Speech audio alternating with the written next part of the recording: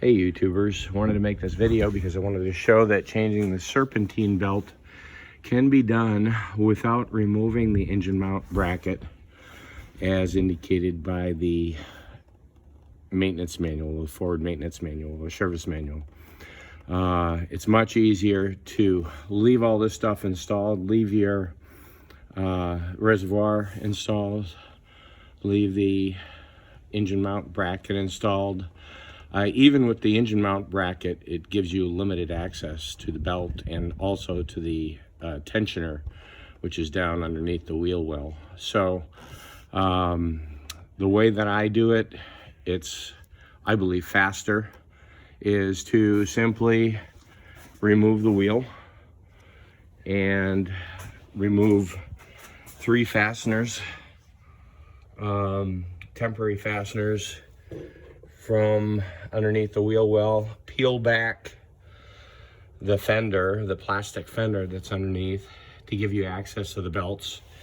And then you have real nice access to the tensioner as well, and you can get the belt completely off that way and back on. It takes some maneuvering, but it can be done, and I'll show you in a minute here. I took the 2 fasteners off of the plastic fender. I left that one on, actually.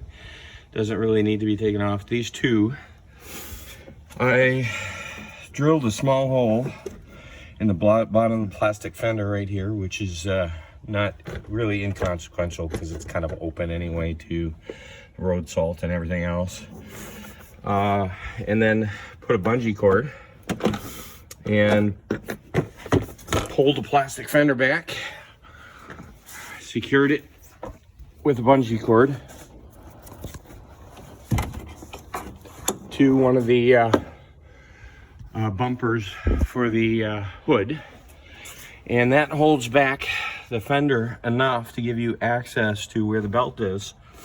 Here is the flywheel, and not sure if we can see it at this point, but you can see the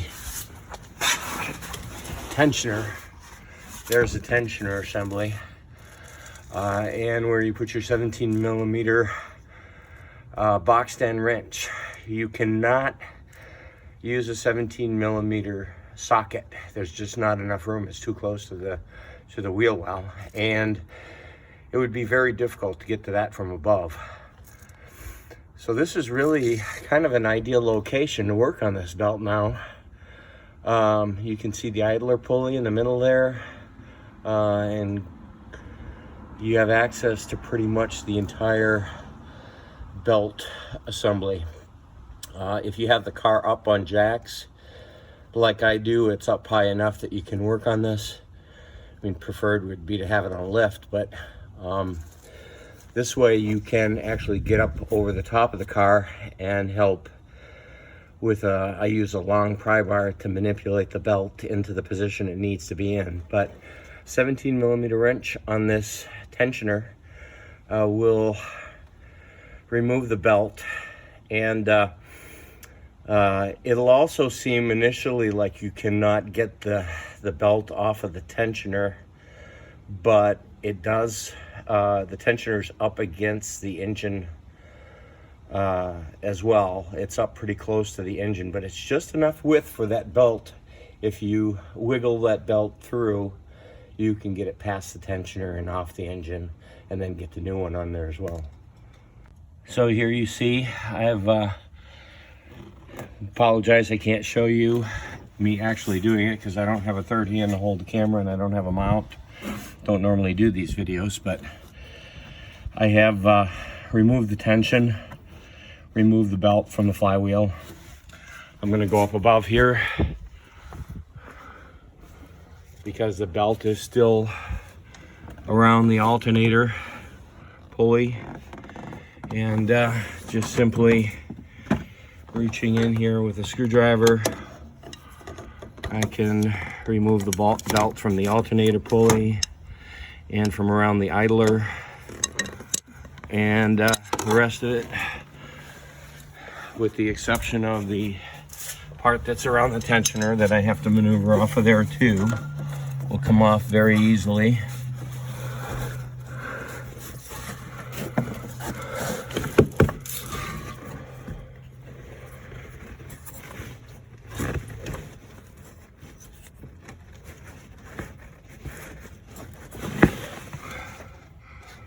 back when I have it on. As you can see, I got the entire belt out. It was pretty tough this time to pull off the tensioner. There's very little space between the tensioner and the engine block. And I really had to wiggle it through there. But it absolutely can be done. I've done it on several of these. By the way, this is a 2013 Ford Escape with a 1.6 EcoBoost. So this is the belt that I removed. Couple little nicks on there from taking it off, but the belt condition itself is not really that bad. And this car has 165,000 miles on it. So I questioned my sanity a little bit as far as why this needs to be removed and replaced, but with 165,000 miles, I'd rather just put a new belt on and not take my chances. And the belt from that tensioner was putting it back on, which is the first step, was very easy. The new belt slid right up around there, and now it'll just be a matter of routing the tensioner. It goes directly from routing the belt goes directly from the tensioner up to the alternator, and then if you download a routing graphic, you can see exactly where it goes on the routing graphic. So after a bunch of manipulating the belt into position and